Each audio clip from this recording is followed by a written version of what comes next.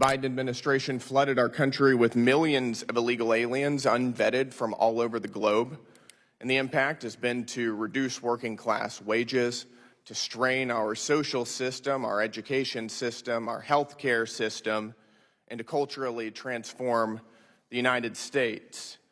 At the same time, it's devalued the meaning of American citizenship to the detriment of the American people. The American people were left picking up the pieces, which is precisely why they elected President Donald Trump in the last election cycle to both secure the border and to deport illegal aliens. And he's done exactly that. He secured the border in record time whenever nobody in the American political class thought that it was possible.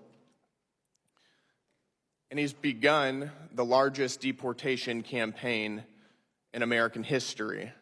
And yet, despite the political pressure that has caused him to do that, the left has pursued frivolous and coordinated litigation that seeks to subvert the will of the American people and negate our immigration laws and effectively reopen our border. The intent, it seems, of this litigation is to make immigration law ineffective and unenforceable. To this end, we have a vast network of radically left-wing NGOs providing legal services and other support to illegal aliens. We've seen coordinated campaigns against ICE personnel and facilities across the country. And even now, Democrats are holding up funding for ICE and Border Patrol, causing a partial government shutdown, while at the same time adamantly opposing the Save America Act, which would provide common-sense voter ID laws and citizenship requirements to vote in American elections. I think the key question that many Americans ask themselves is, why is that? Why would Democrats oppose borders and oppose citizenship requirements to vote in our elections? And I think that the answer is, of course, because they believe that they gain politically from open borders, both from the impact of illegal aliens impacting congressional apportionment. Illegal aliens tend to congregate in sanctuary states and sanctuary cities, which tend to be blue, which gives Democrats greater congressional representation at the expense of Republicans, while at the same time, Democrats are making the bet that illegal aliens who do vote in our elections will vote Democrat. That's something that Democrats have talked about for quite some time now, and I think that that is the motivation behind pushes for amnesty in many cases. At the same time, Democrats are doing everything they can to keep as many of these illegal aliens, people who came into our country illegally, here as possible, and we don't need to look any further than the Temporary Protected Status, or TPS system.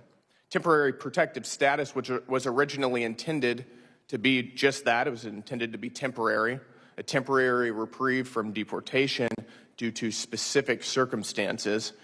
Yet the Biden administration abused it and has utilized TPS as a form of backdoor amnesty for over 1 million people who entered our country illegally. The numbers speak for themselves. At the start of the Biden administration, there were just about 410,000 TPS beneficiaries from 10 countries.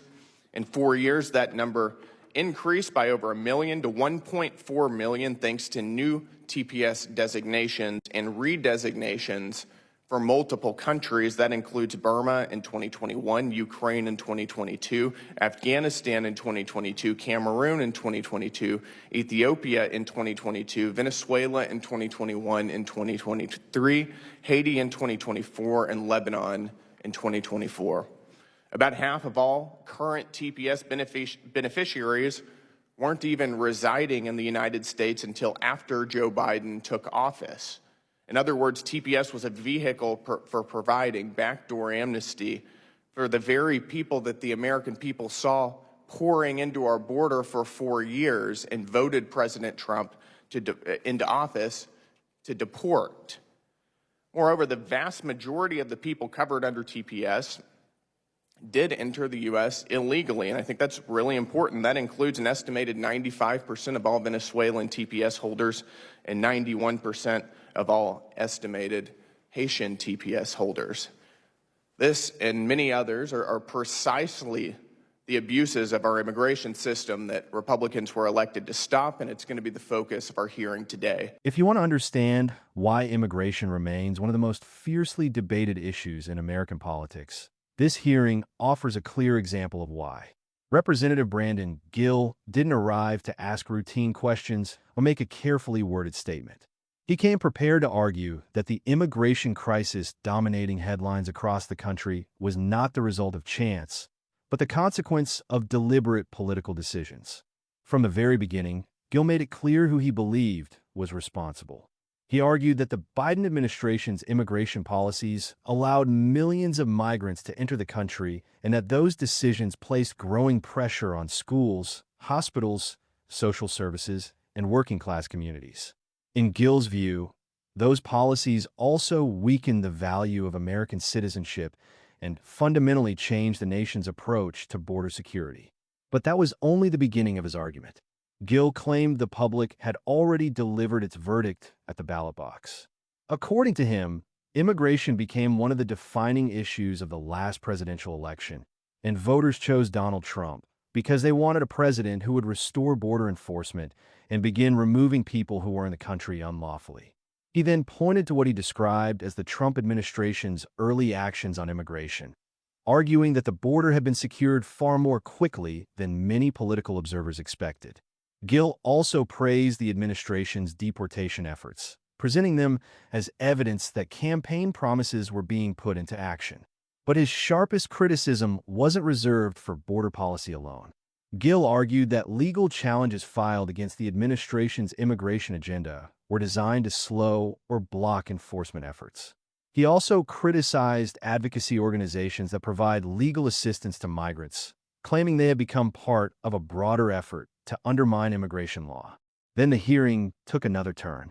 Gill focused on temporary protected status, or TPS, a humanitarian program that allows eligible nationals from certain countries experiencing armed conflict, natural disasters, or other extraordinary conditions to remain temporarily in the United States. He argued that the Biden administration expanded the program far beyond its original purpose and used it to grant temporary protections to more than 1 million additional people. To support that claim, Gill cited the increase in TPS designations during the Biden administration and argued that many beneficiaries had arrived after President Biden took office. In his view, those expansions represented a form of backdoor amnesty that voters had rejected in the last election.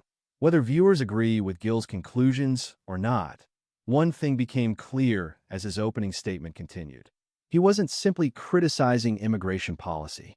He was laying out a broader political case for why he believes Americans demanded a different direction, and why he sees the current administration's immigration agenda as a direct response to that message.